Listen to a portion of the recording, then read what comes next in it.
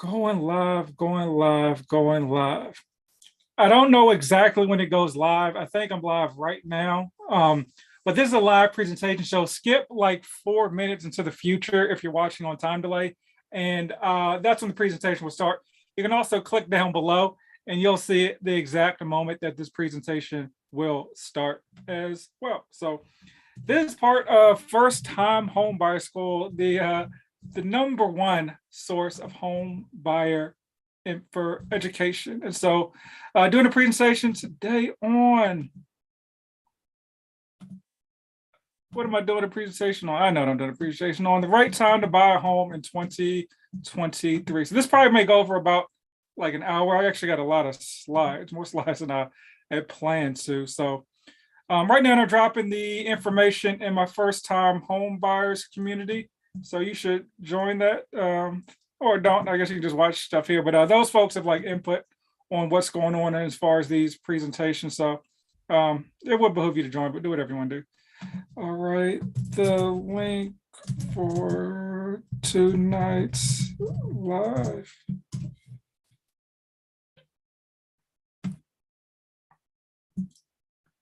All right, let me update this. Okay, in Russian, sending me friend requests. All right, going to edit this. Next. Yeah, so sorry, you're just watching me, but yeah, I'm putting the link in my first time homebuyer group. I'm going to kick this off in about 2 minutes. So we got that updated. All right, so let me actually update the thumbnail for this bad boy. All right, so I got to go into this channel. Let me go to your videos. I'm about to go live on YouTube now, or Instagram as well. All right, live. All right, so we're doing that. Let me go live. What am I doing? Where's the live button on here? So go on. You'll see me present in about 2 minutes. 2 minutes. 2 minutes. Live. Let's get live and direct. All right. Got that there. So folks always watch this thing on Instagram, which is cool too, but you don't get to see the slides on Instagram. That's where the magic happens. All right, so I gotta get Biggie in the background. All right. Let me update my thumbnail. So T minus 1 minute, T minus 1 minute. Let me pin my comment. All right, pin the comment, even though folks don't read the pinned comment or the freaking thing in the background, but all right, so let's update this. Join me on YouTube. Hey, what's up, y'all? About to do this home buyer presentation on YouTube in about 30 seconds. So you can click the link in my bio to join. I think it'll be cool, but do whatever you want to do. But I have a bunch of slides. So if you want to actually see what I'm talking about, you can join me on YouTube right now. And actually, so it's 8 o'clock Eastern, 7 o'clock my time. So it is time to start this presentation. So let's get into it. All right. Okay, cool. So 5, 4, 3, 2, 1. Let us begin tonight's presentation. So thank you for joining me. And once again, congrats to yourself for investing in yourself and learning about the home buying process. So what we're going to talk about is, when is the right time to buy in 2023? It involves a crystal ball, and we're going to go over like some basic home buyer education, whether it's honestly 2020, 2023, 2022. But I think the goal of this presentation is to get you ready when you're ready to buy a home, because I don't want you all sitting around in 2024 talking about, man, if I had known this last year, I'd have pulled the trigger. And now you get back into this whole cycle where it's like, oh, let me wait till the next housing crash. And that is actually 2032, and you're still on the couch. All right, let's get into it. So who am I? I think who am I is important as far as this presentation, right? Because I have actual real life skills when it comes to the mortgage process, understanding mortgage guidelines. I didn't just read stuff in a book. Like there's book knowledge and there's practical application. So I'm going to go over the book knowledge and the practical application of to what this stuff goes to, which I think is very, very important. So I have 7 years of experience in the mortgage industry between being a loan officer and being an underwriter. I've also owned 3 homes in my lifetime, or I own 3 homes, I guess, currently. And so they've all started off as primary residence, and I just matriculated those into rental properties. Like everyone talks about, like, oh, you got to do this flip flop and BRRRR method and all this. No, you can just buy a primary residence, live in there for a year, or in my case, live in there for like 4 or 5 years, and then house hack that property, and then just move on to the next residence. That's what I always did. And if you've heard my story, I actually house hacked one property for 5 years with the roommate who didn't even know I owned the property. That is the way to go. And so you can check previous episodes if you want to learn more about that. I have a degree in finance if you care about that. And of course, I'm a home ownership advocate. Why else do you follow me? Why else are you on my page to talk about home ownership? Some folks are on here to be trolls, so I guess you could possibly be a troll, but get some knowledge, troll. All right, so this is part of a larger presentation. So the larger presentation is actually like a paid part of the presentation. So I think there'll be a promo code at the end. I'll tell you what the promo code is now. It's FTHB, first time home buyer, FTHB. And you get like 33% off any courses. They'll be in the description. But this is part of like a huge overall presentation. That's like a 2-3 hour presentation. So what are the topics we're going to cover? The money. That is one of the most important things about the home buying process from a procedural standpoint.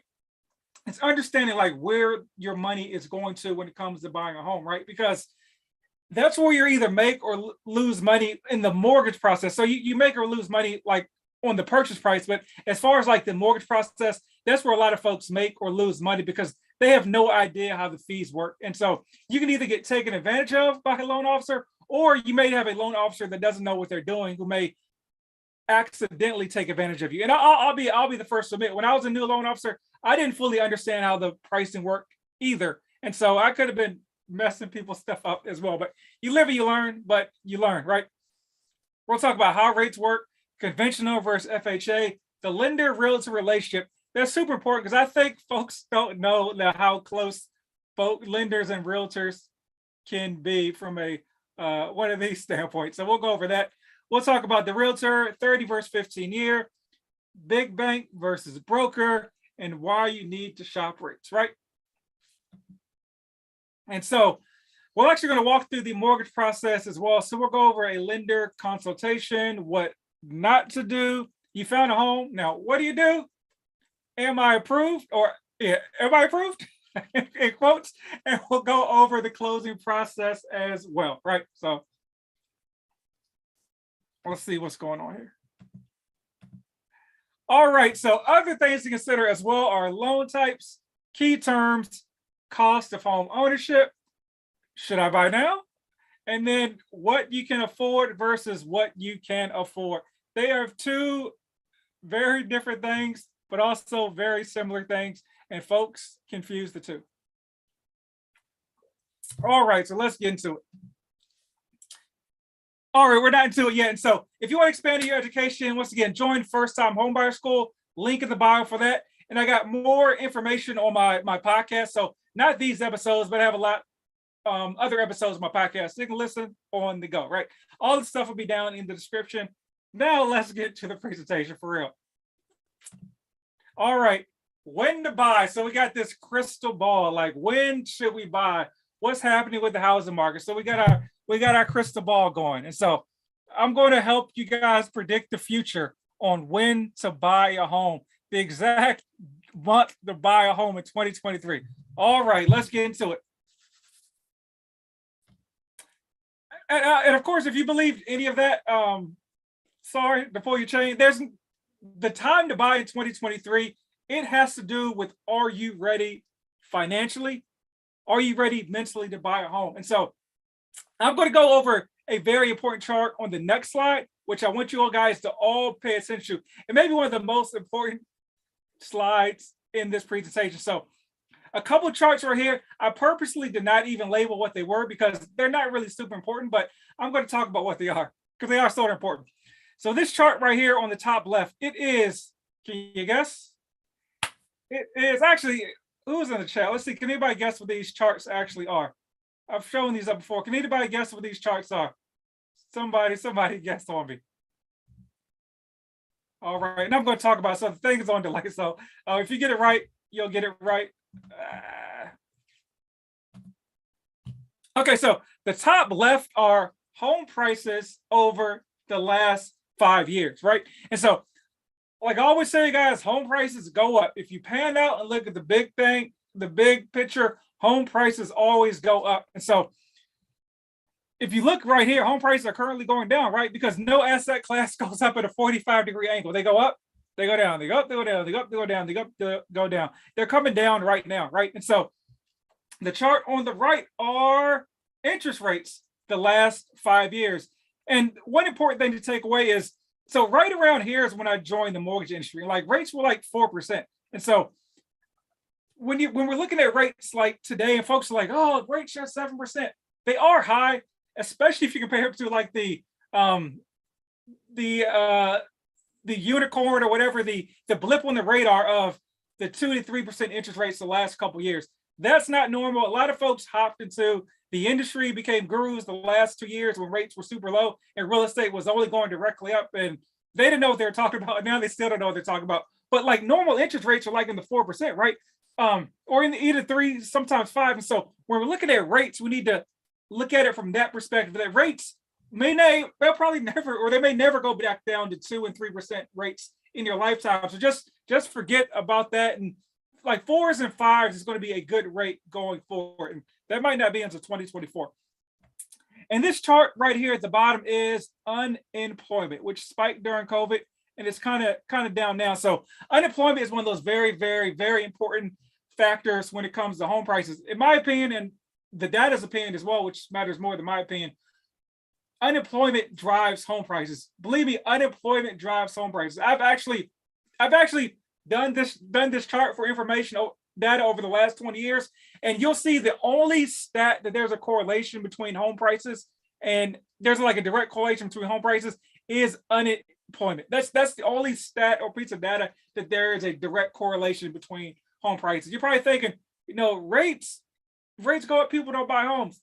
That's not the case. When people are financially stable, they buy homes. So rates currently have gone up so quickly that it's a little bit different now. Like rates have never gone up this quickly. So like the kind of like the shock with rates will at some point drive down home prices as well. But unemployment has the biggest impact on home prices. You can be cool at the dinner party and tell folks that, and just trust me, it does. All right. All right, so right here, so this is why I think this is one of the most important charts in this presentation, is because it never seems like a good time to buy a home. And I'm not telling you to run out and buy a home tomorrow with 7% rates. I just want you to keep this chart in mind when you're sitting on the sideline talking about, should I buy now? Should I buy now? Should I wait? Should I wait? Should I wait? Because this is what really happens with home prices, right? If you're like, hey, I want to buy home price at the bottom, like you literally have to be able to time the bottom of the market, which is impossible. And so the reason it's impossible for the housing market is because housing data is 1 to 2 months behind. So like when you see an article, if you read the article like the first day it comes out, when they're like home, so if you read this article like let's say in sometime late 2023 or early 2024, home prices have hit the bottom and now they're back to increasing. The housing market is back on the rise. You'll be looking at data.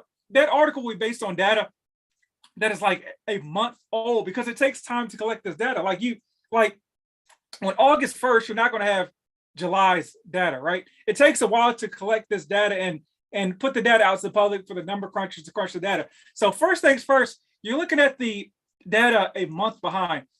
2, you probably don't follow mortgage information as much as myself or other folks that actually like to dig into the numbers. So that article, you're going to probably read it maybe 2-3 weeks later. That's what I'm saying. The data is like 1 to 2 months behind. It's 1 month behind if you like are into the weeds, which you probably are not going to be, right? Like myself or other folks.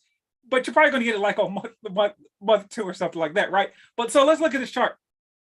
So market's too high, wait till things settle down, and then what happens is you wait, and then you're like, oh man, home prices are back to where I thought they were too high. Home prices are going up, and then you wait for the pullback, and then they zoom up here. Like that's literally what happened in between 2019 and like January 2022 was this chart right here. And I also like to say one more thing, like who is the smarter person? The guy that buys a home at this point right here, hopefully I can see this arrow, the guy that buys a home at this point right here, or the person that buys a home at this point right here. Like who's smarter, right? It's about the same thing, but it's probably the person that bought a home, like where my arrow at? That bought a home right here. Is this a highlighter? Oh, I got the hot laser pointer. Hold up. All right, I got the laser pointer out here now. And so the person that buys a home right here, the person that bought a home right there, they're about the same. But like, so it doesn't really matter if you buy a home at the peak or if you buy a home right there, because your home prices are going to just be equivalent at a certain point in time. Like you should not be buying a home unless you're like, hey, I'm comfortable financially and mentally enough to say I'm going to be in this home for the next 3 to 5 years. I think like the real estate market is like construed, is screwed people up too much till they think that like home prices went up so much in 21, early 2022. And folks are like, hey, I bought a home in January. I sold it in August. I made $80,000. And then so like folks that just started paying attention to real estate the last few years, they think that's a normal market. That is not a normal market. Like normal appreciation is 1 to 4%. Like that's normal appreciation. That's why you shouldn't be selling your home in the first like 3 or so years, because one, even if your home does appreciate the whole 4%, like you got to pay realtor fees, you got to pay all this other stuff, you got to pay more fees to buy a home. It doesn't make any sense to try to hold homes for like to be flipping homes and all this. And if this is your first home, you shouldn't be doing a flip or anything like that. But check out my presentation on the FHA 203K program. And so yeah. All right. Next slide. I'm going to say this once, and I'm not going to mention it again. For the folks on Instagram, there's literally, it says click the link in the bio to go to the YouTube channel. Clearly, I cannot do a slideshow on Instagram. All right, so we're going to talk about the money, which is super important. Sorry for the good folks that join me on YouTube. All right, so how to read a loan estimate. So that's a super important thing because you do not know how to read a loan estimate. Like, trust me, you do not know how to read a loan estimate. I did not know how to read a loan estimate as a loan officer for like the first, until somebody actually sat down and showed it to me. And so if you're a civilian, you don't know how to read it. If you are a lender, you may not know how to do it either, right? So let's jump into it.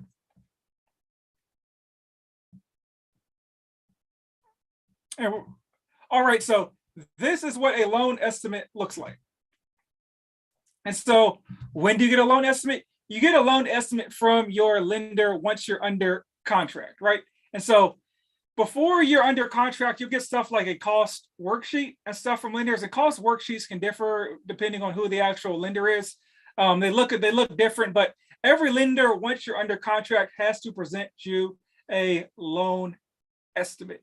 And it's because they all look the same, right? They're all the same format. It's an easy way for you to compare quotes between lenders. And so look at this loan estimate, and it's on time delay, so I'll see your answers at the end of this thing. But I want you to look at this loan estimate and just say to yourself, or type it in the chat or whatever, and say, hey, what are the 2 or 3 most important things on this loan estimate? And so I'm gonna give you a second to actually type something in the chat that you think is important.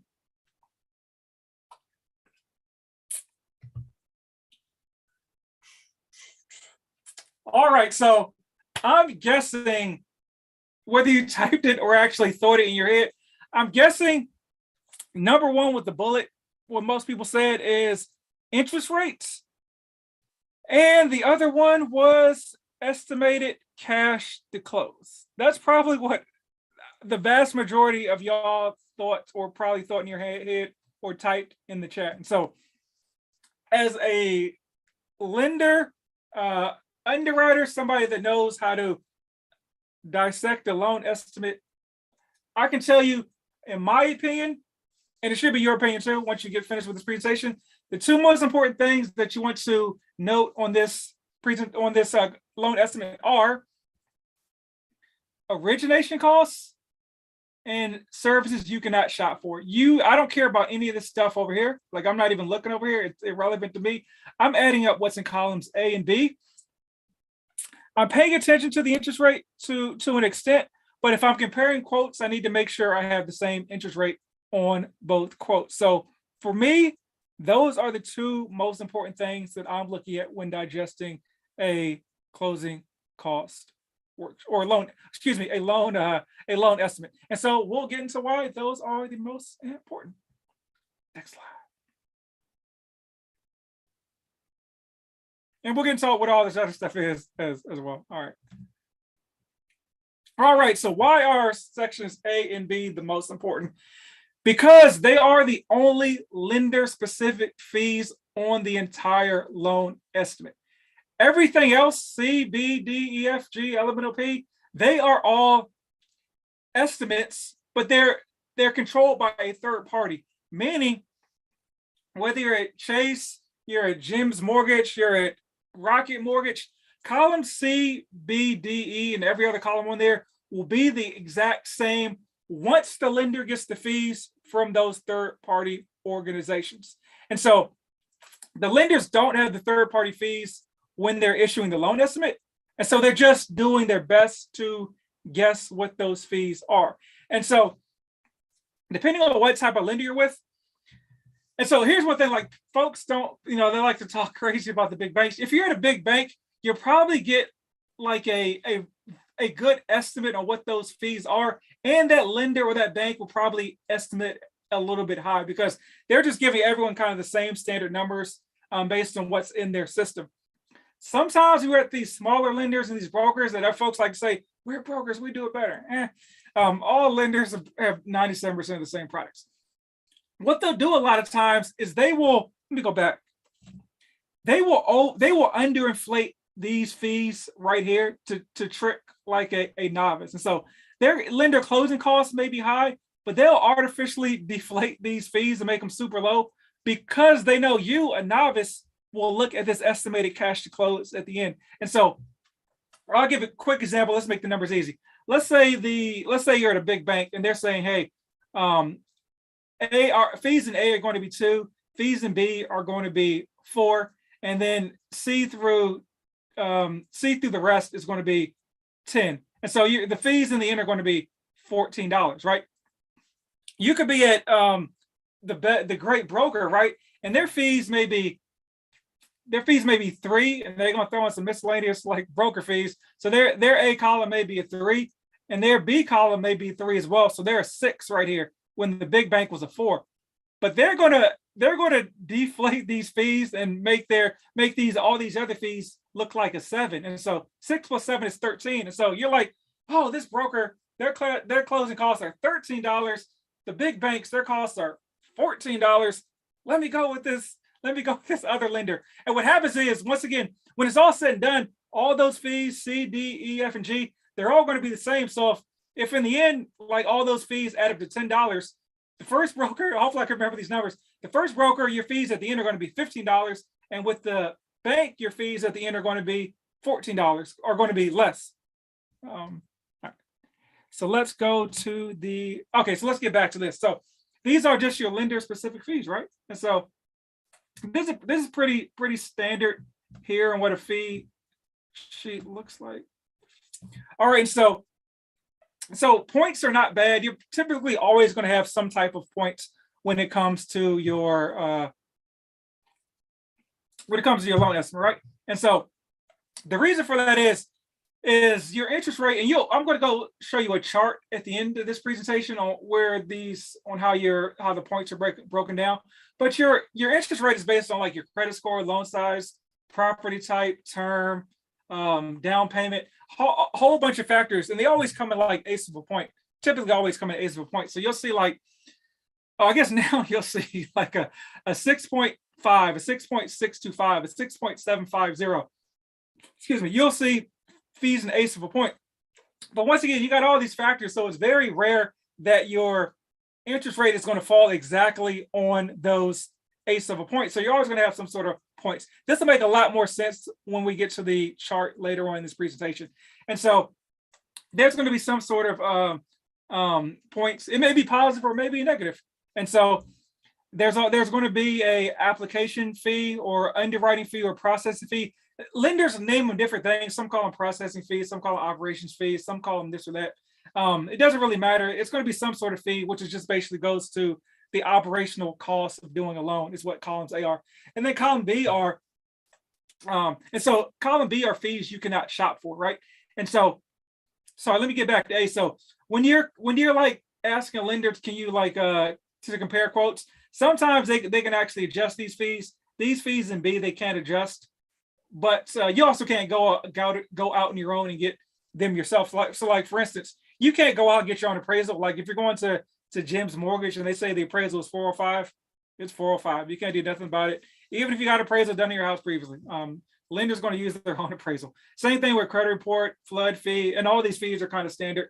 They may differ from lender to lender, but you can't go out and shop like these third-party fees, right? Yeah. Next slide. And so right here, the next column or next item, item C, once again, services. It says services you can shop for. It says that because the lender does not control the title company fees. The title company does. And it says like services you can shop for, but like in actuality, like typically the seller picks the title company. So it's just going to be what it is, like as far as the fees from the title company. You can't do anything about that. And so like I said, this is title company fees. So once again, like when you're under contract, the lender puts together a loan estimate. And then at that point, you're going to typically pay some sort of like not an application fee, but some sort of like good faith funds. It's kind of like a version of earnest money you're paying to the lender. And so once you pay that, that's when the lender will go out and do their due diligence and get the fees from the title company. But they're not going to reach out to the title company to get fees until you've made a commitment to them, right? And so once again, when the lender is presenting you this estimate of the title fees, it's just an estimate. And so some lenders will estimate high, some that are ethical, some will estimate super low that are unethical. Just be aware of that. Like if you look at one lender and their title fees are like $3,000, then another lender is like $1,000. Side eye that 1,000 number, because it's typically just side eye that 1,000 number, because lenders will overestimate, but not that much. So. And so, yeah, I guess you can negotiate with the title company if you want to. Probably won't work out well, but that's between you and the title company, not the lender. All right, so taxes and insurance, right? And so, once again, taxes and insurance are controlled by by your local jurisdiction, whether it's county, city, or whatever is controlling the taxes.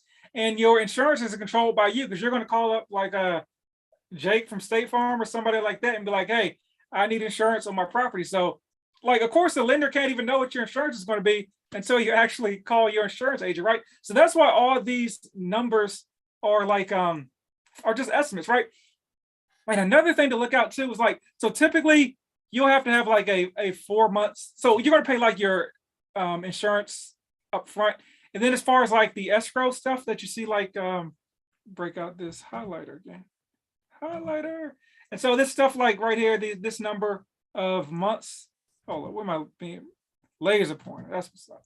So this stuff that you see right here, as far as like these number of months, typically, well, I can speak for like Texas. I'm not sure of every state. Typically, it's going to be like a 4 month of cushion you pay up front as far as the escrow as well.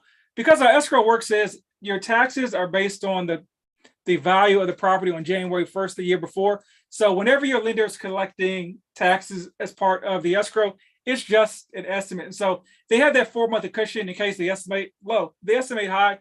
Typically, depending on what state you're in, you'll get like some of that money back at the end of the year, right? Once again, lender got no control over taxes and insurance, right? Makes a lot of sense.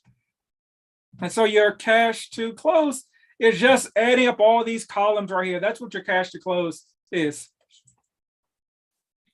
And so one thing to note as well, like, so the like deposit or earnest money, like, don't freak out about that unless it's not on like the closing disclosure, which is the document you get near the end of the loan process, which has an updated number of fees.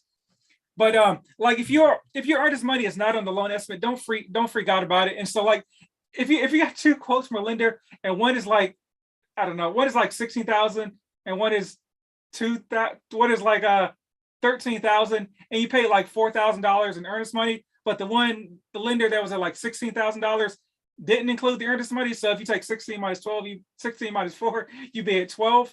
And the one that's at 13 did count the earnest money. And so really they would be at 17 without the earnest money. Just assume the other one, just subtract the other $4,000 from the earnest money in your head on the other one. Like I've dealt with like clients, because the lender I was at, for whatever reason, they didn't count the earnest money until they got actual verification from the title company.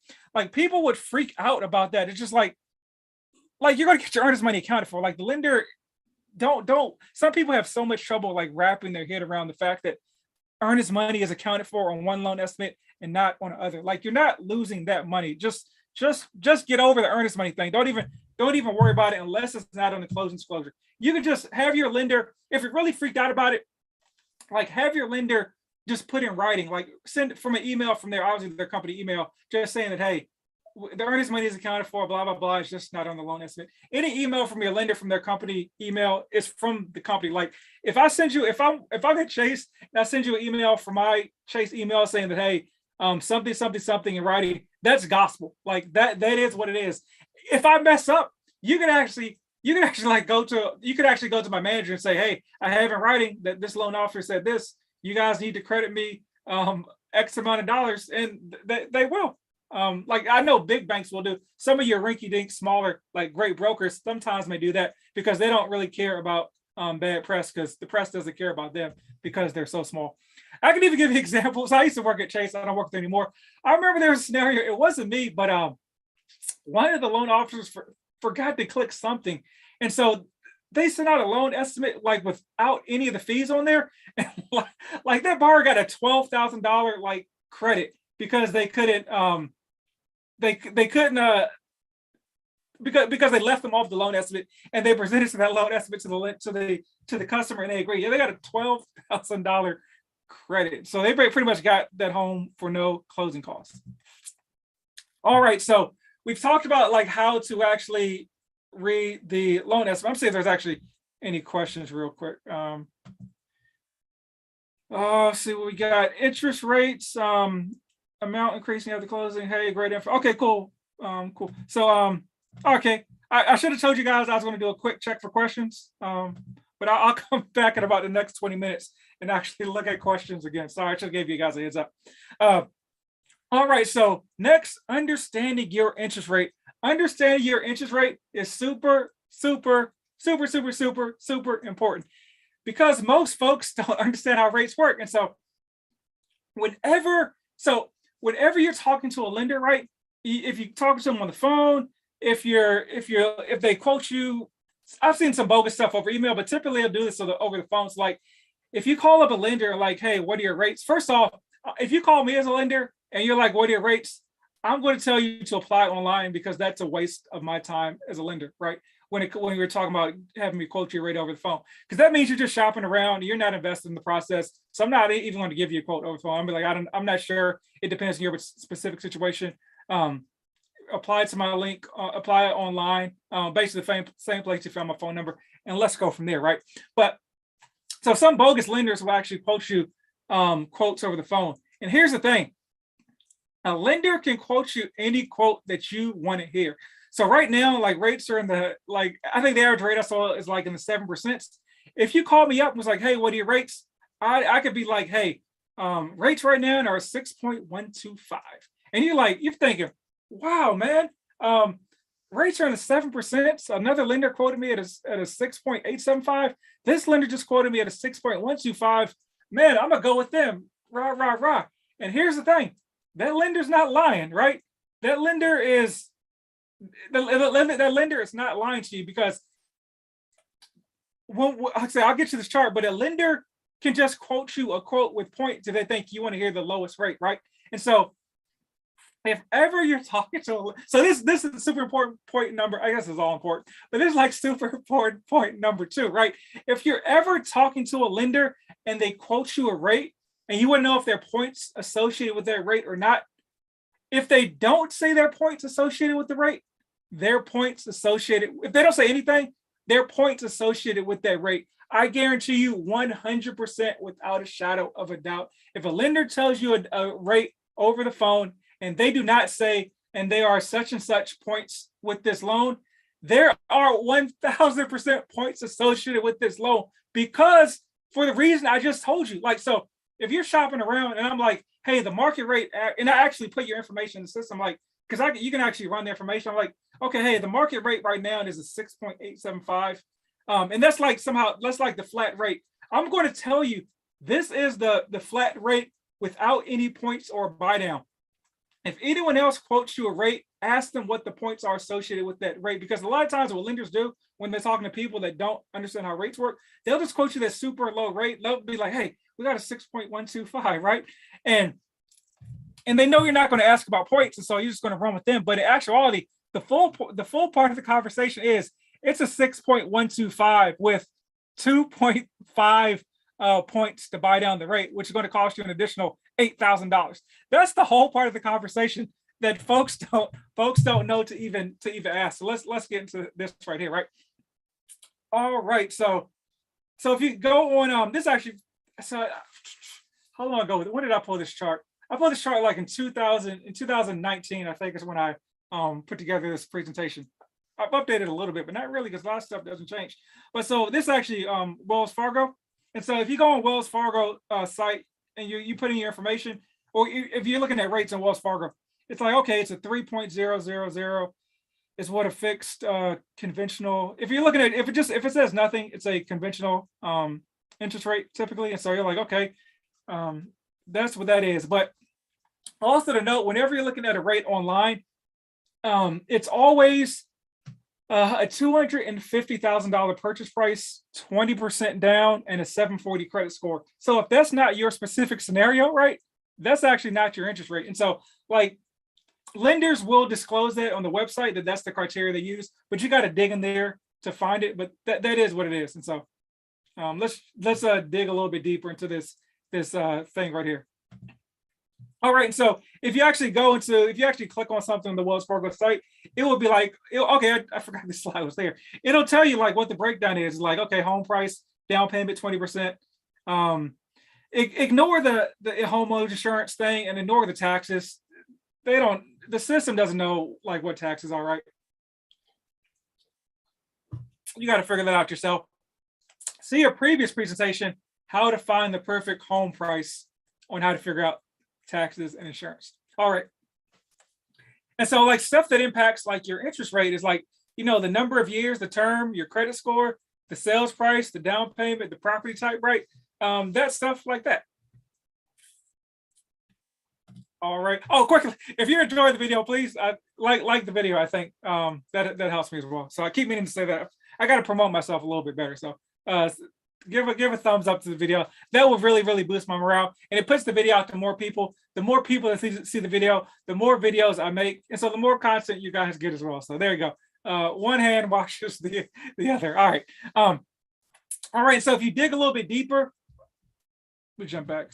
So we dig it. We're right there. And so if we dig deeper, if we click on the actual like that 3% thing on the Wells Fargo site, it'll say, okay, a 30-year rate, 3.00 APR term, ignore the payment, loan amount, and then so it'll actually show you like the points on like the Wells Fargo site. And so a lot of bigger lenders will actually show you like the breakdown of fees and points, right? And so you can actually compare rates and quotes and all that good stuff.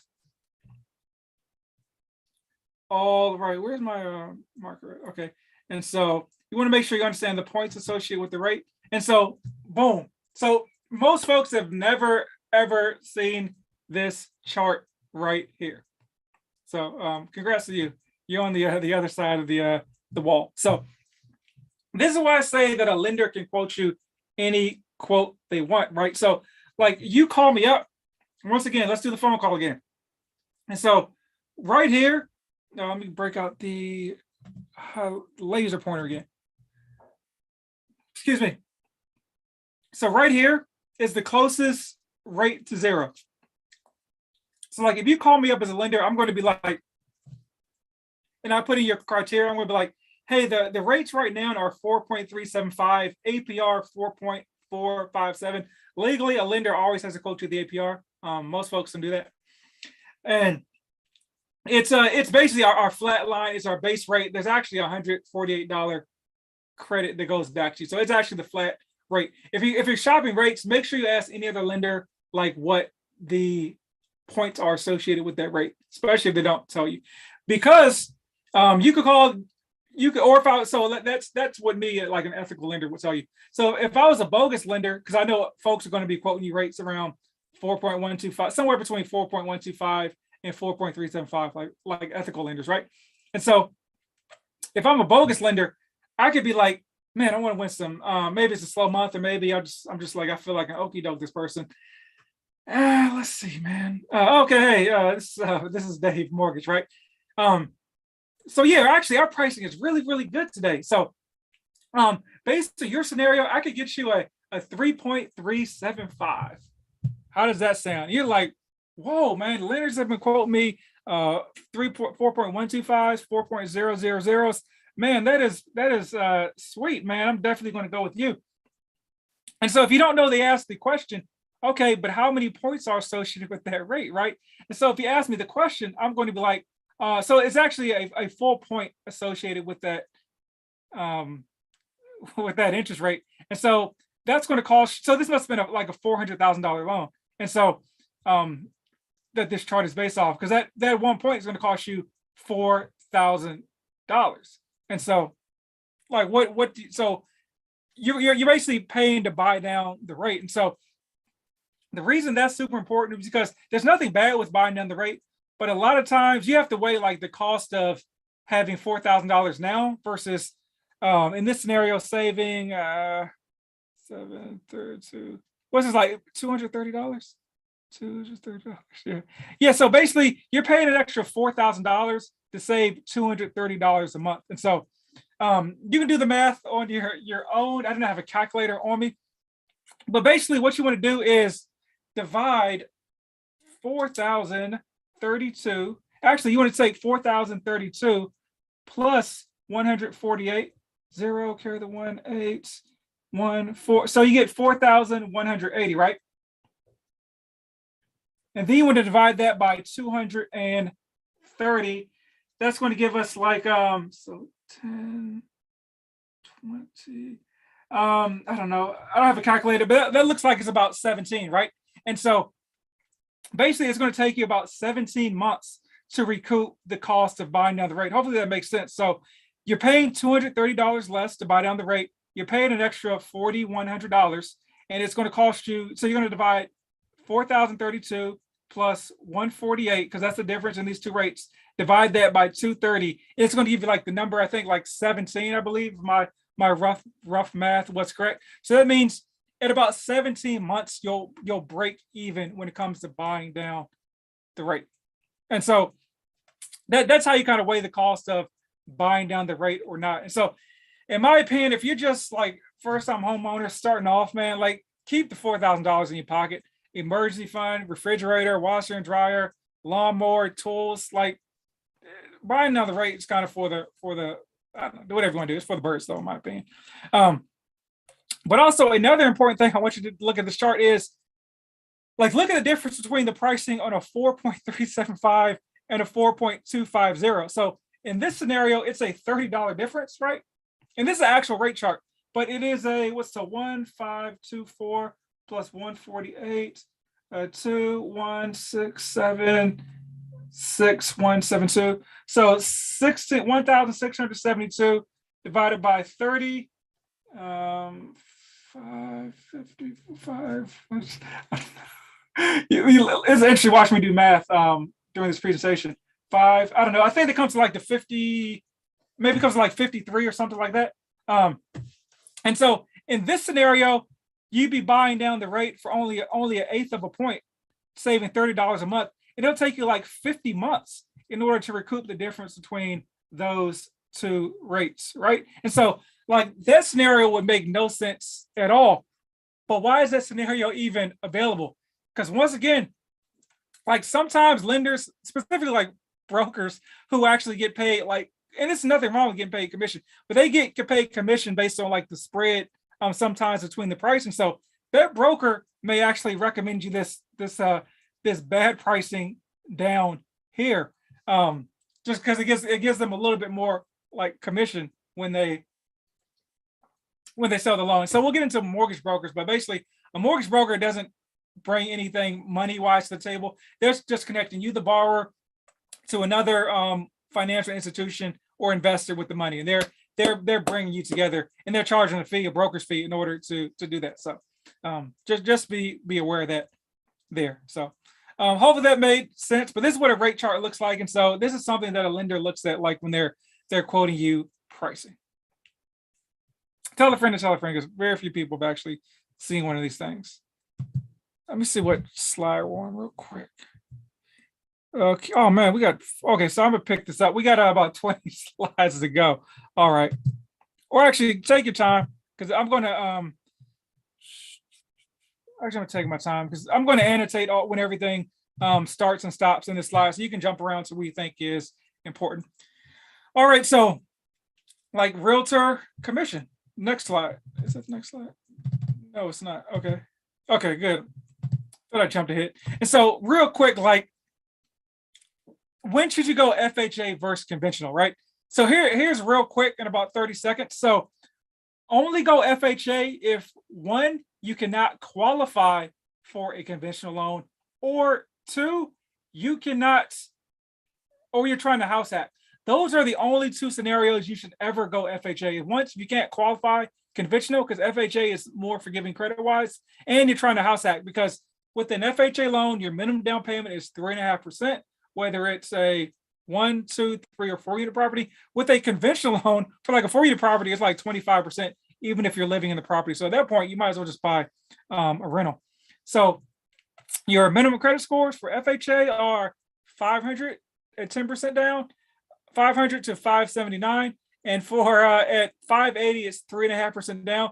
Honestly, typically though, lenders are going to be like, we want to see you at about a 620, 640, because they have lender overlays, which are additional guidelines when it comes to meeting the requirements for their investors. So a lot of the bigger banks won't even dabble in anything under like a 620. But like your brokers, once again, your brokers will be like, hey, we can offer you a rate. We can offer you like at a 580, or some will even be like, hey, we can do that 500 at 10% down. So that is a plus with brokers. Once again, minimum down payment is lower for conventional, 3%.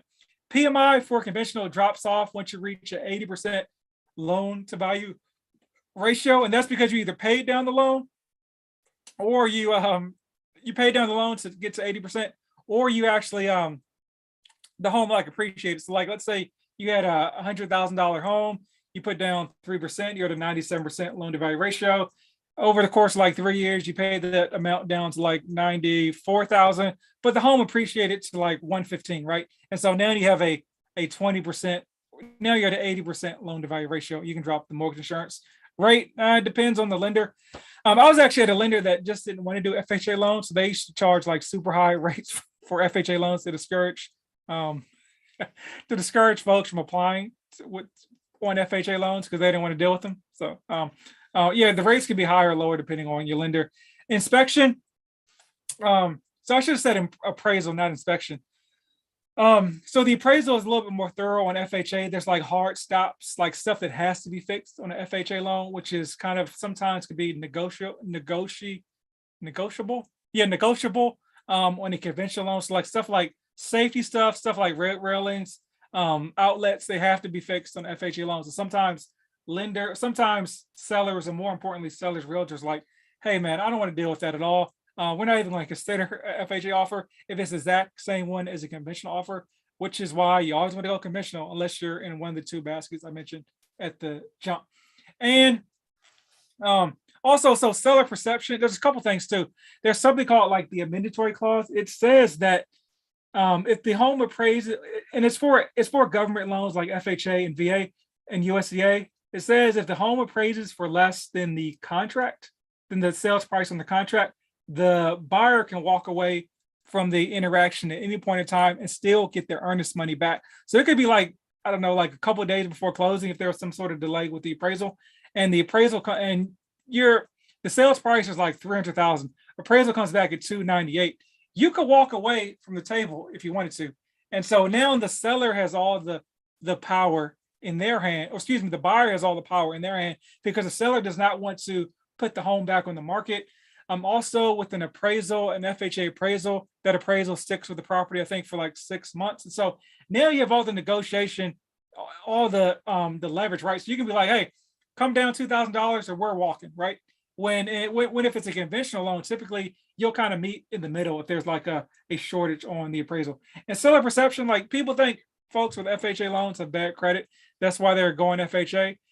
And people associate bad credit with folks being financially irresponsible. So there's just kind of like a perception where folks don't want to mess with FHA loans. See my presentation a week ago for how to get your credit right. I have an hour-long presentation on credit as well. All right, lender-realtor relationship. So most folks don't realize that. So it's illegal for a lender to pay a realtor, but it's not illegal for a lender to pay a realtor if they put it in writing. It's called like a marketing service agreement. And so just be aware of that, because I'd always run into situations where like where realtors would be like pushing for their lender just a little bit too hard. It's like, why are you so concerned whether they go with me or your preferred lender?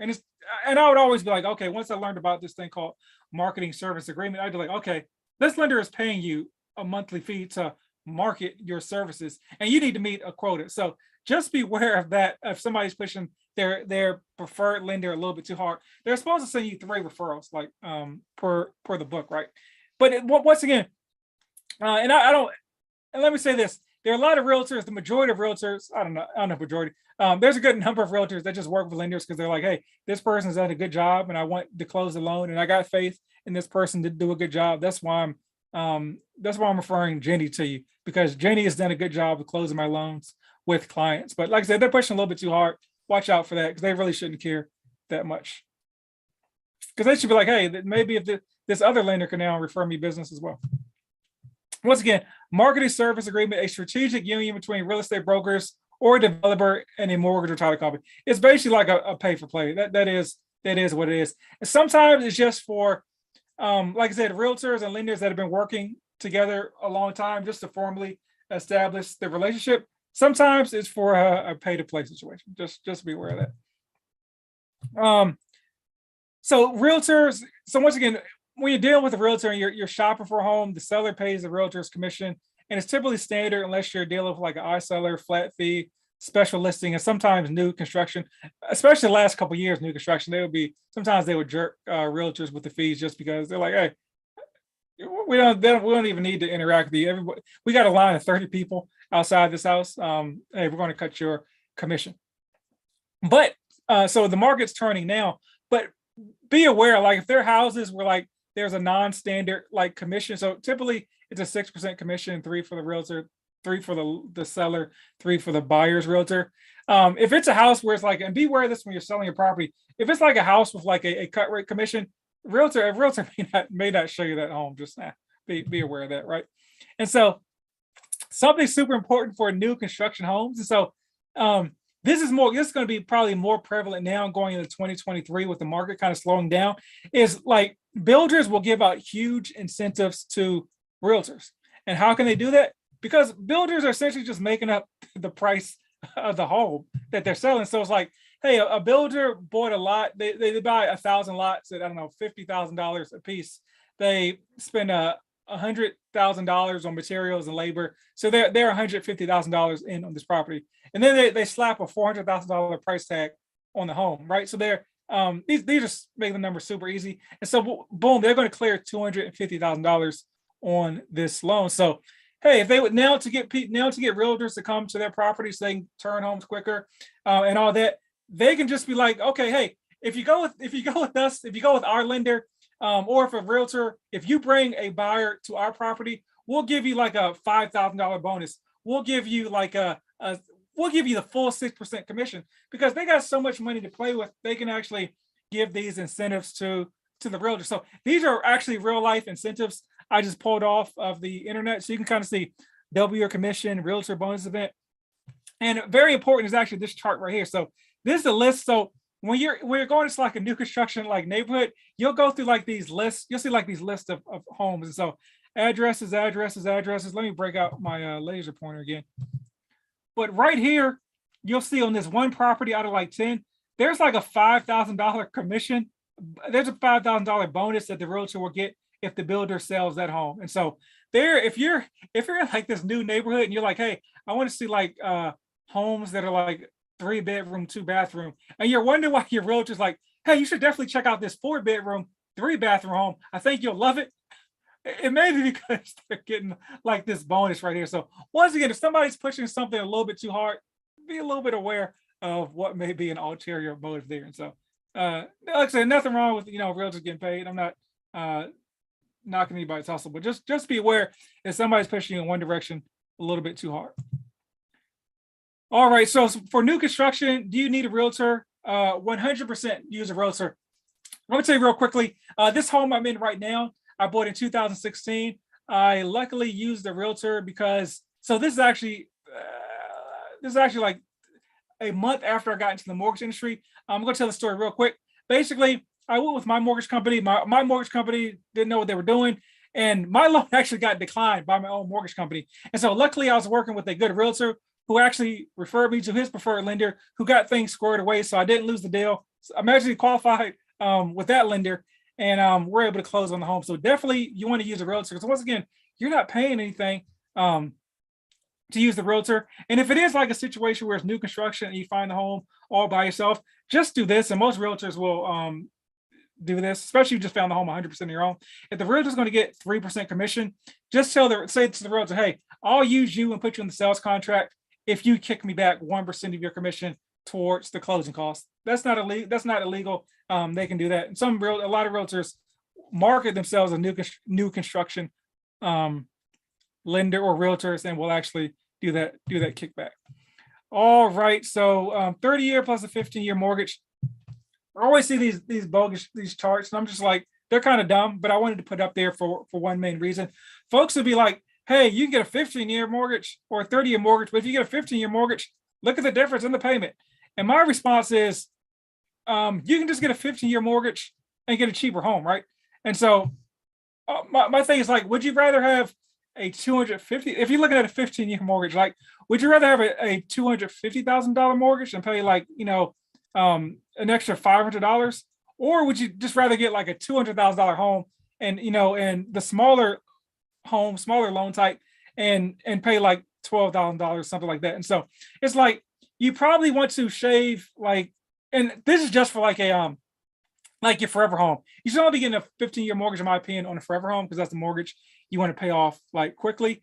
And so my thing is like, hey, just get the 15-year mortgage and just get a cheaper home, because you'd rather have 500 less square feet or one less bedroom in the home and have your mortgage paid off like 15 years earlier, in my opinion. But that's just me. My forever home is going to be a 15-year mortgage. So why is the 30-year mortgage a standard? Just because it makes you spend more money. Like, everyone gets more money off you buying a 30-year mortgage. The builder, realtor, lender, title company, insurance agent. 30 years, you can spend more money and make your payment lower. Everyone goes 30, and all that. So let's compare like big banks or boutique brokers. So when I'm saying big banks, basically direct lenders. So whether it's like a Chase or like your local, I don't know, it's a good example of a smaller lender, like Guaranteed Rate. I think they're a direct lender. These are like kind of smaller regional lenders, versus like a broker. So once again, the broker doesn't bring any money to the table. They're just connecting you with somebody that can actually finance the loan. That's their job. And so when it comes to guidelines and credit, the broker is better, because once again, the broker is shopping your mortgage around to like to a bunch of different lenders, and a bunch of different lenders have different lender overlays. So everyone has, so the minimum credit guidelines are the minimum, but like I said, a lot of times lenders will put overlays or additional guidelines on top of that. And so brokers will like shop your stuff around and find like, and let's say you got like a 585. A broker may be able to shop around to find the lender that can give you that they can get you that FHA loan with a 585 credit score. When if you go to like Chase, they're like, hey, you need a 640 to get an FHA loan. That is what it is. You got a 639. Sorry, bucko. Definitely, if you got a 585, we can't help you there at all. And so the guidelines are looser with or there are less restrictions with the broker because they can shop around. Rates, it doesn't matter. Like brokers will pitch you on their rates are the cheapest and all that. But think about this. So like a broker, once again, they're connecting you with another lender, and they're tacking a fee on top of that as well in order because they got to get paid for the transaction. So on paper, like a broker, what seems like it would be more, right, in a lot of scenarios. And so sometimes the broker's more, sometimes they're less. Like they'll try to sell you that how brokers have all this, they get you cheap pricing and all that. They can shop around to different lenders, but brokers are definitely not always the cheapest. And I will tell you this, in my history in 7 years in the mortgage industry, I've seen probably the 10 worst quotes I've ever seen in my life are all from brokers. Because once again, if you're with a bad person, like with brokers, they can just charge you an exorbitant amount of fees if you don't know what you're looking at. When we go back to that first example with the loan estimate, we're looking at column A and like lender fees. Sometimes brokers will like kill folks with those fees because they don't know what they're looking at, right?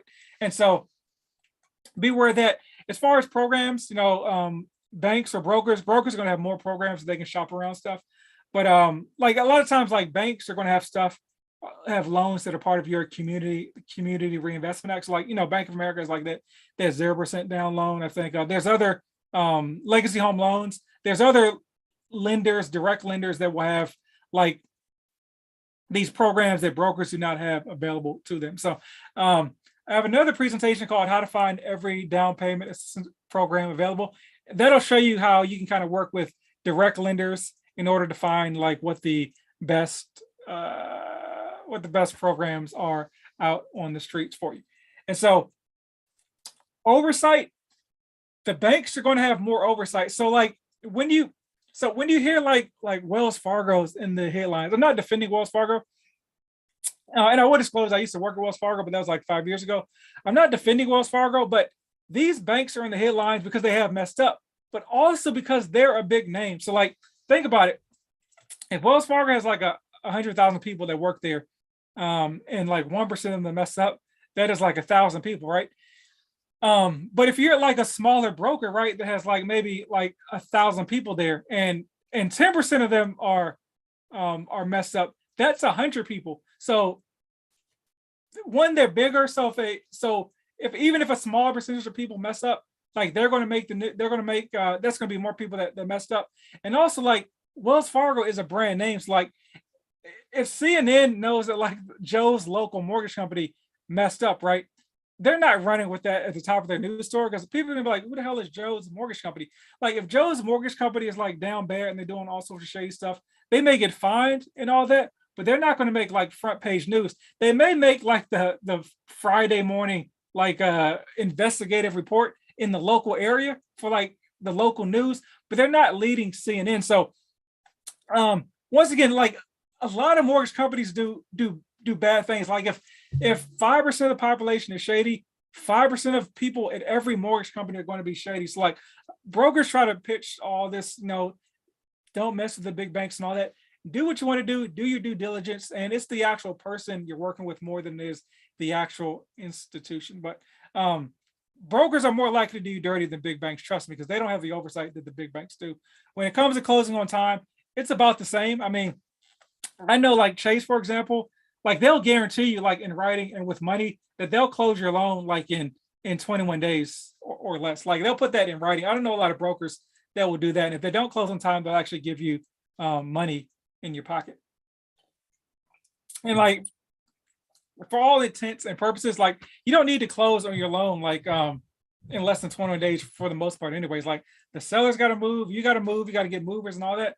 There's really the standard is like 30 days. So all these like quick closes that folks like to hype up, like that's something that the realtor likes to do to get cute, but you're not going to need to close super quick. But if you do need to close super quick, like if there's a situation where for some reason like you may have fell out of contract or something happened and you're like, hey, I need to close super, super quick, like maybe like 10 days, which is the minimum. Probably a broker can do that for you because they're smaller, they're more agile, and like they can just zoom something like through. I think like a broker like approve a loan all the way through somehow in one day. It was crazy. I don't know how they did that. Maybe they did something shady because there's no oversight. But one of my clients, for some reason, waited to the last minute to submit a contract, and somehow this broker pushed it through in 10 days. They told me. And once again, you must shop rates. So right, like every lender wants your business, right? So even if you're 100% certain, like, hey, I like my friend Chris, like he's a lender, I know I want to go with him. Still shop Chris, right? Chris knows the deal, because what happens is Chris is going to quote you like whatever rate they have available in the market, right? But there's two things to know: that like if someone else, like let's say Chris is quoting you, to make the numbers easy, let's say Chris is quoting you at 8. Oh, not an 8. Let's say Chris is quoting you at 8, and another lender is quoting you a 7. Just forget all the price and all that, but say Chris' rates are an 8, the other lenders are a 7. You can take that, if it's your friend, tell Chris you're shopping them, but you can take that 7, go to Chris and be like, hey, Jim's mortgage gave me a 7. Can you match that? 9 times out of 10, they're going to be like, yeah, thumbs up, we can match that rate. So you get to work with the lender that you want to, and you get the pricing that you want to. So even if it's your friend, like shop the rates. And so I got a loan comparison tool. So if you're in my first time home buyer community, apparently I'm going to give you that thing for free. I guess it's in the slide. I got to do it. And so and also, because like I said, lenders will quote you a certain rate, but every lender has like a floor they can go down to. So like lenders can go a lot cheaper than you think they can. Because think about it, they'd rather get 80% of the deal than 100% of nothing, right? Mortgage process. All right. Sheesh. Okay, so we got 12 slides to go. Oh man, I'm talking a lot. Okay, mortgage process. So you're buying a home. So this is what happens. There's like an initial consultation with your lender, and so they're going to pull your credit, figure out your DTI, and figure out if you have the funds available for the down payment. Those are the big 3 things that your lender looks at. The big 3 things you need to qualify. Every other thing that's part of the home buying process is some derivative of one of those 3 things. And so this has to do with credit. And so whenever you're looking at your credit, this is how your credit score is broken down. And so I'm going to break out my highlighter again. So how you should look at your credit is like this. Your FICO score is 850 points. 300 of those points are free. So when we're talking about the points that make up your credit score, your FICO score is actually 550 points. And so 35% of your FICO score is actually 192.5 points. This 30% is 165 points. This is 55 points. This is 82.5 points. This is 55 points. So long story short, pay your bills on time and keep your credit card utilization low, because that is 65% of your score, or north of 350 points. And as remember, we get 300 free points for having a credit profile. So that's 650 points. Most lenders need you to have like a 640 or something to qualify for a loan. And so new credit or inquiries, they do not matter at all. See my previous presentation on how to get inquiries removed for free. Don't ever pay anybody to remove inquiries. They don't matter, and they're super easy to remove. In 7 years in the mortgage industry, I've never seen a single human being denied a mortgage due to inquiries, FYI. So let's talk about your DTI, or debt to income ratio. So what it is, it's your monthly finance debt. So like your minimum car payment, credit card payment, student loans, plus your future mortgage payment divided by your income before taxes. And so if you're a W-2 employee, you can calculate that yourself pretty easily. If you're self-employed, you 100% need to talk to a lender, because your CPA's job is to write off everything under the sun, right? And so you make a lot less money on paper probably because your CPA is trying to write off a bunch of stuff than your lender can use, right? So if your CPA wrote it off for tax purposes, your lender's like, well, we're going to write it off too when it comes to your income. So yeah, DTI is pretty easy to calculate, but just talk to a lender unless you're an expert. If you're a first-time homebuyer community, I guess I can help you calculate your DTI if you really want some help. But once again, it's just your minimum monthly payments for your credit card, car payments, student loans. If your student loans are in deferment, there's still a payment. FYI, you got to figure that out as well. But it's like 0.5% of the total balance of your loan, which is way higher than what your payment would actually be in real life. Funds for the down payment. So you need to know like how much money you need to purchase a home, right? And so that's why it's important to know like your minimum down payment requirements. So VA, USDA, NACA 0%, FHA 3.5%, conventional 3%, and then you got to know what your closing costs are as well. So your cash to close is your down payment plus the lender fees. And so if you're in the great state of Texas, as the locals call it, your lender fees are going to be like 3.5% of the loan amount typically. And so if you have like a $300,000 home, that comes out to $10,500 will be your lender fee, or will be your closing costs, excuse me, plus your down payment. If you're in another state, somewhere between 2 and 5%. So you need to actually don't be like, hey, it's between 2 and 5%. Talk to a lender, figure out what the exact number is, because excuse me, a lender will know what the number is. Like I just knew what Texas was off the top of my head. So boom. Man, there was this thing off my software. All right, pre-qual versus conditional approval. Here's the thing, man. So legally, a lender cannot demand that you turn in income docs, but if you're too lazy to turn in like pay stubs, W-2s, tax returns, or whatever applies to your situation, don't even apply for a loan. Like what are you doing? You can't take 15 minutes to pull these docs from your company website. You're not ready to buy a home. So, but lenders technically you don't have to give those docs to a lender. So, and definitely if you're some lenders will give you stuff without running your credit. Like if you don't want to have your credit run or turn in income docs, like you're not ready to buy a home, just be honest with yourself, man. Because like a credit inquiry may hit your credit like 2 points, or like somewhere between 2 and 5 points. So that's not going to do anything have any impact on you qualifying for a home. And it hits your credit score the next time your credit's pulled. So like if you have like a 700 and you get an inquiry, you're going to show a 700. Like it's not like you have a 700 minus 5 points for the inquiry. Like the score is the score they see in real time, right? All right, we're almost at the end of this thing. All right, so things to avoid: applying for new credit, right? Unless you have to. Like I had a situation where like I had a borrower that had their car stolen like a week into the home buying process, and they were closing like 25 days later. So this lender or this person they had to buy a car, like they had to maneuver to and from work. And so we're able to figure out like what the max car payment they could actually have and still qualify for the loan. And so make sure you're communicating with your lender for situations like this, so your lender can communicate with the underwriter and let the underwriter know that, hey, when you do the credit check at the end of this mortgage process, because they do it at the beginning, then they'll pull at the end, you're going to see if you see like an inquiry from the Toyota dealership, please but know it's because the person got their car stolen and they actually got a car. And so you want to let the underwriter know that, because so they can actually condition for they can let you know what paperwork you need. Because what you don't want to happen is they run that credit check at the end, they see that you got a inquiry from the Toyota dealership, you're like, oh yeah, I got a car. And then they're like, okay, well now you need to get the note, and you need to get the note, what the payment is and all this. And now you got to spend a couple more days getting this paperwork from the car dealership, and now you may delay the loan process because you didn't just communicate this stuff up front. Major purchases, paying off all your debt, like there's kind of no point to doing that, especially if it's going to cut into your cash to close, because it's not going to improve your credit.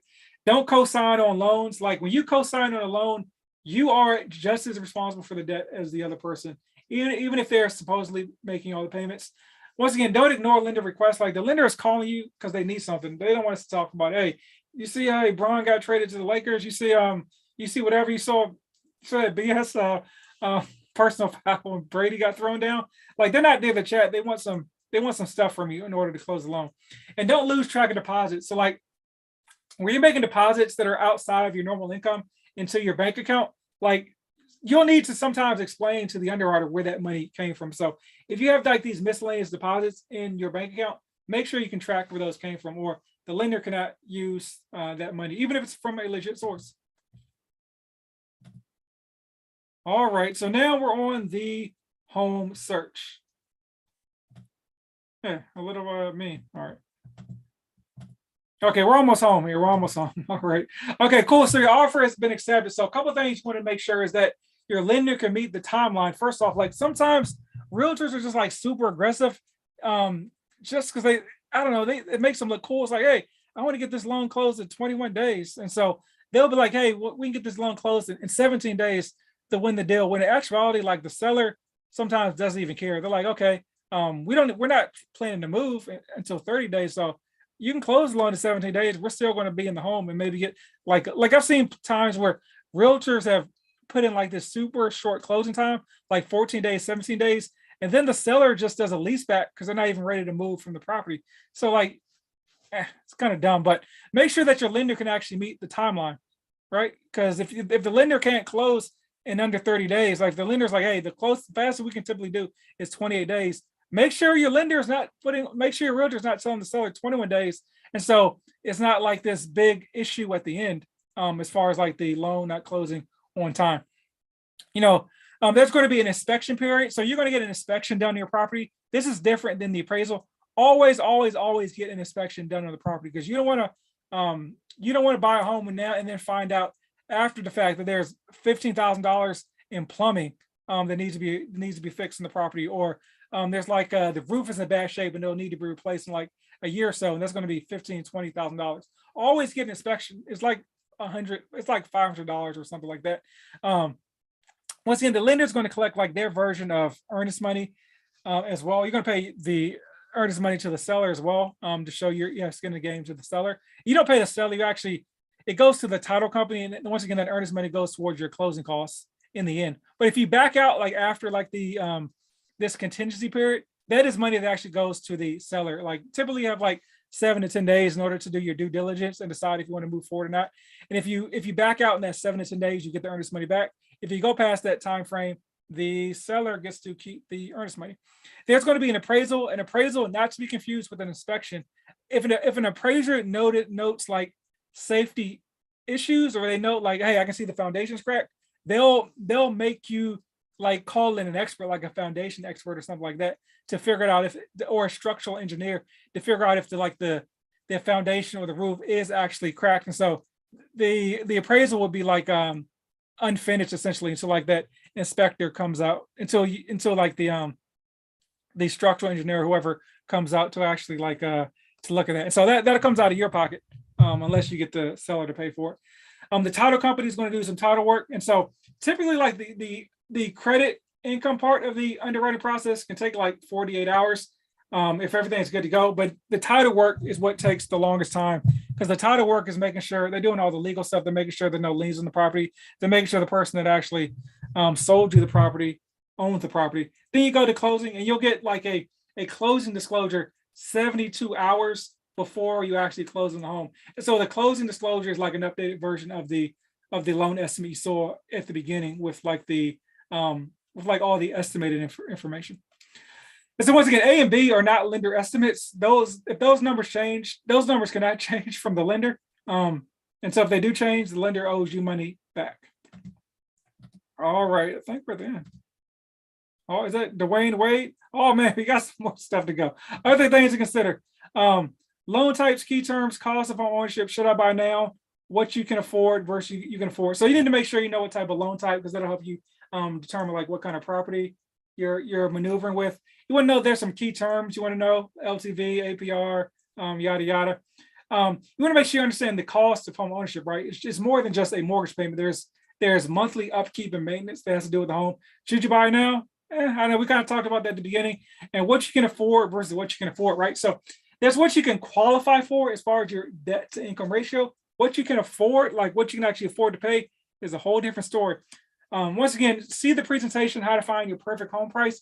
But essentially, you want to take whatever you're paying for like your rent, and if that's a good number, you want to work backwards to figure out what the equivalent home price is for that. Okay, so key terms. You can read this on your own. You can pause this and read these. I'm going to go through this quickly. Some docs: if you're a W-2 employee, last 2 years of tax returns. So don't turn in your tax returns if you're a W-2 employee unless your lender asks for them. So most lenders do not need to see your tax returns if you're just a W-2 employee. So you want to give them the least information possible. Self-employed, last year's tax returns, 6 days of bank statements. You have to source large deposits. Okay, wow. Okay, that is the end of the presentation. So if y'all got questions, drop them in the chat box, and I'll go see what questions are there. If you got a question, drop an X so I know a question is coming. Because if not, I'll just log out at a certain point. So let me know what you think.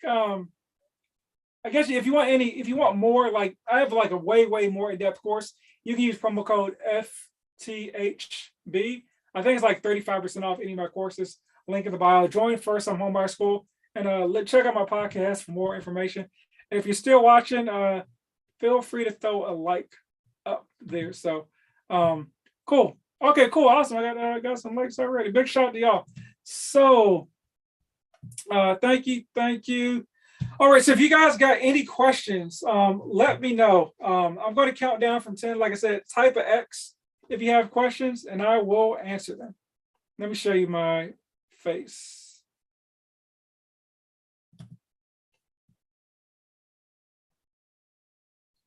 My screen sharing is paused.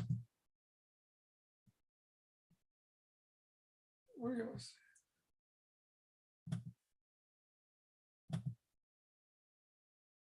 Okay. All right. Okay, so I'll stop. Am I sharing right now? Okay. Okay, so if there are no questions, appreciate you guys for watching. I will log out. So I'm going to count down from 10. So 10, 9, 8, 7, 6, 5. If you got a question, drop an X. 4, 3, 2, 1. All right, so there's like a 10-second time delay from Zoom to YouTube. So I'm gonna wait till that time delay happens. And then I will check out.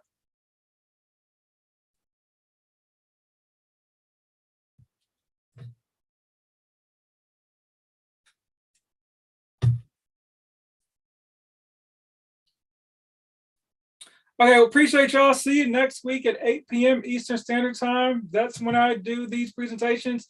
If you want to suggest a topic, join First Time Home Buyer School to do so. Now I got to figure out how to stop this live presentation.